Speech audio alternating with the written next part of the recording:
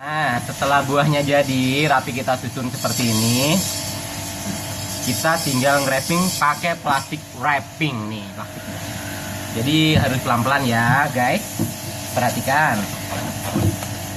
Kita tarik dulu seperti ini ya, sampai sekiranya tutup nih cukup. Kita bungkus.